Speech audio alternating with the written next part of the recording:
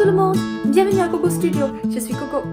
De nos jours, nous sommes plus étrangers par la diffusion en direct en ligne. Sur des plateformes telles que YouTube et Facebook, de nombreux internautes effectuent des diffusions en direct chaque jour pour partager leur vie avec les internautes en temps réel. Alors aujourd'hui, je vais vous parler d'une diffusion en direct très spéciale en Chine. Le soir du 6 avril 2020, cette diffusion en direct sur les réseaux sociaux chinois a attiré 10,91 millions de spectateurs en ligne, avec un total de 122 millions de vues, 160 millions de likes, et plus étonnant encore, en 2 heures seulement, les deux animateurs ont vendu aux spectateurs plus de 660 000 produits, dont la valeur totale s'élevait à 40,14 millions de yuan. Mon Dieu! Qu'est-ce qui s'est passé? Voyons d'abord qui sont ces deux animateurs. L'un d'eux est Li Jiaqi, un nom connu dans presque tous les foyers chinois. C'est un animateur vendeur sur les réseaux sociaux qui a pu vendre 14 000 rouges à lèvres en 5 minutes. L'autre, c'est Zhu Guangquan, un célèbre présentateur de CCTV qui est très drôle et très populaire en Chine. Pourquoi ces deux personnes sans véritable contact se sont-elles associées pour faire des promotions en ligne? En fait, cette diffusion qui s'appelle Merci d'avoir contribué pour le Hubei est organisée par CCTV, l'un des médias les plus importants de Chine, dont le but est de contribuer à la reprise économique du Hubei et d'aider les habitants à reprendre le travail dès que possible. Le Hubei est la province où se trouve l'épicentre de l'épidémie de Covid-19. Wuhan est la capitale du Hubei. Dans cette émission en direct, les 16 produits vendus sont tous des spécialités de Wuhan, de Xiaogan et d'autres villes du Hubei, dont des nouilles sèches et chaudes, des champignons, du thé et 12 à des tarifs plus intéressants.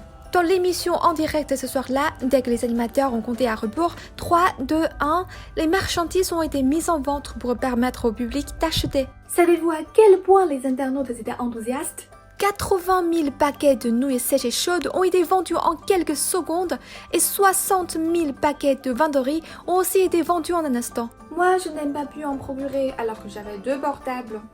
Cette émission en direct a été très réussie et le hashtag de Zhu Guangquan et Li Jiaqi a dépassé les 510 millions de vues sur la plateforme chinoise Weibo. En fait, une nouvelle méthode d'achat a été lancée en Chine.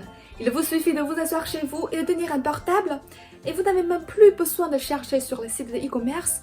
Vous pouvez acheter un produit de bonne qualité à un prix modéré parmi une large gamme de produits.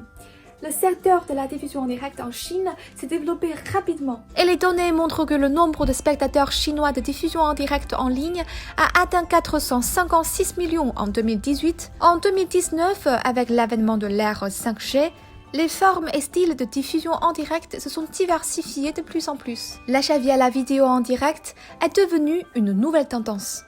L'ensemble du processus est pratique et rapide, ce qui stimule fortement la consommation des utilisateurs et favorise le développement des entreprises. Avec une logistique et un service après-vente parfait, l'achat par diffusion en direct est devenu le premier choix de nombreuses personnes. Selon les données publiées par Taobao lors du 11 novembre 2019, Festival du shopping, grâce à l'achat via diffusion en direct, le chiffre d'affaires de Taobao a atteint près de 20 milliards de yuan. Parmi eux, une dizaine de diffusions en direct ont réalisé des chiffres d'affaires de plus de 100 millions de yuan et plus d'une centaine ont vu leur chiffre d'affaires dépasser 10 millions de yuan. Grâce à l'émission spéciale en direct dont je parlais tout à l'heure, les internautes de toute la Chine ont apporté leur contribution au Hubei et l'ont aidé à relancer son économie. Le Hubei est une des provinces importantes de la Chine en termes d'économie et son PIB se classait parmi les 10 premiers en Chine en 2019. Wuhan est le premier centre économique de la province du Hubei et joue un rôle majeur dans l'économie chinoise. La ville est également une plaque tournante du transport. Elle relie non seulement différentes provinces de Chine grâce à un réseau de transport terrestre bien développé, mais possède également des lignes de transport fluvial s'étendant dans toutes les directions.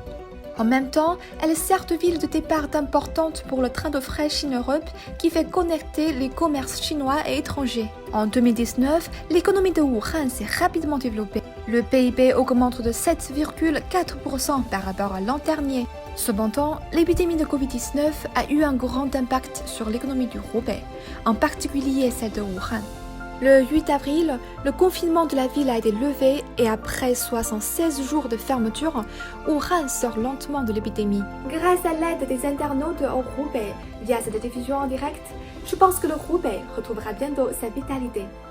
La propagation de l'épidémie affectera l'économie du monde à des degrés divers, mais je crois, mes amis, que votre pays finira bientôt par vaincre la maladie et voir une belle journée commencer. Restons optimistes et travaillons ensemble. Merci d'avoir regardé cette vidéo. Abonnez-vous à Coco Studio. Ciao!